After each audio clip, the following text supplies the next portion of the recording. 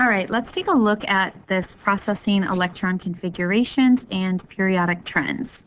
So first it says, using this picture of sodium's Bohr model to the right, answer the following questions. How many total electrons does a neutral sodium number 11 have? Well, if it's number 11, then it has 11 electrons. And that also means it has 11 protons. It doesn't ask us that. How many shells does it have of electrons? Since sodium, which is right here, is in period 3, that means it has 3 shells. We could also count. Here it's got 1, 2, 3 shells of electrons. How many valence shells does it have? Valence electrons, I mean. It's this one. That means outer shell electrons. And it's also in group 1A. And then how many core electrons does it have? I could count from the picture, or I can do total minus valence to get core. So that means here we've got 11 minus 1. There's 10 in the core. I could also count them. I'm just going to get a different color. 1, 2, 3, 4, 5, 6, 7, 8, 9, 10 left in the core. Okay, good. How many total electrons does chlorine have? Chlorine's number 17, so it has 17. How many shells? Chlorine's right here, so it's going to have 3 shells. How many valence electrons? It's in group 7A, so 7. How many core electrons? Remember, I take my total minus my valence, 10. And then let me draw the Bohr model. So I'm going to have 2 electrons, and then I'm going to have 8 electrons, and then my outermost shell is going to have 7 electrons. Maybe you got into doing the nucleus. I would have 17 positive protons. Chlorine is 35.45, so it rounds to 35 for the mass. Remember, the mass number equals protons plus neutrons. And if 17 is our number of protons, then that leaves 18 neutrons in the nucleus. Both sodium and chlorine are in period 3 and therefore have 3 shells of electrons. Which one would have a smaller radius? Well, sodium has 11 positive protons and chlorine has 17. So again, it's kind of more dramatic if you're drawing it out.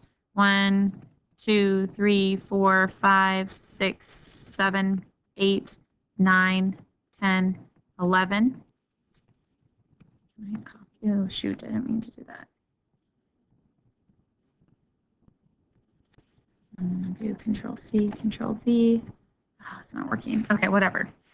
I'll just draw 17 now. 1, 2, 3, 4, 5, 6, 7, 8, 9, 10, 11, 12, 13, 14, 15, 16, 17.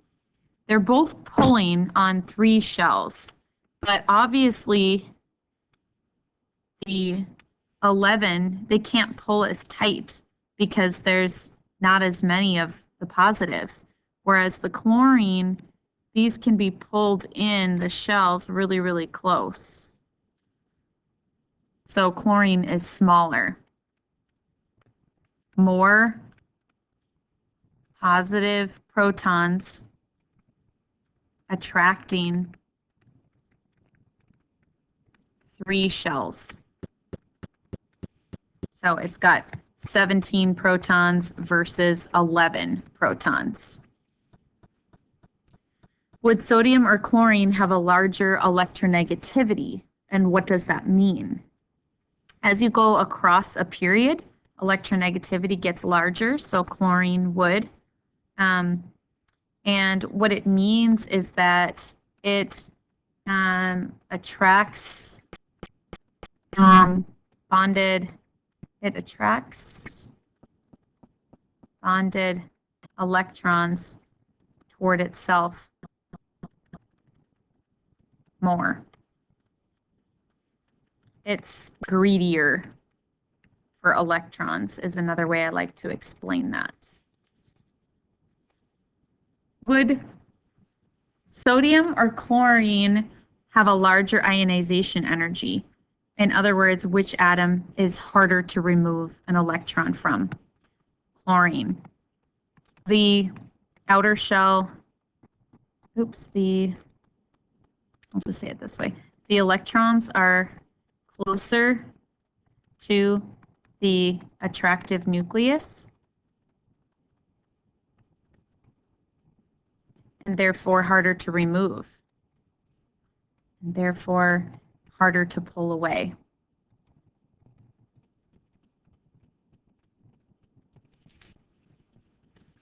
Would lithium or sodium have a larger atomic radii? Well, lithium is in period 2, so it has 2 shells. Sodium is in period 3, so it has 3 shells.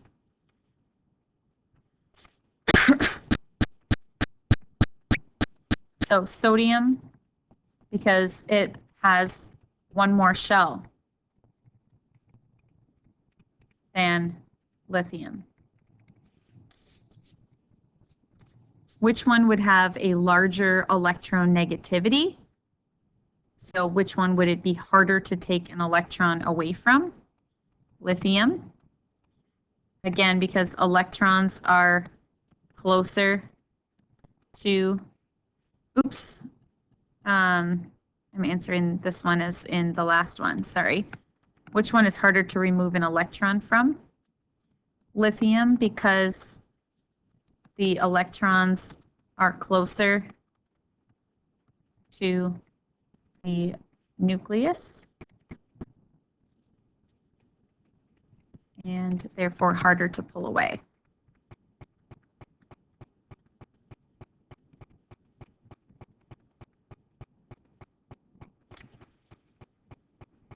Perfect.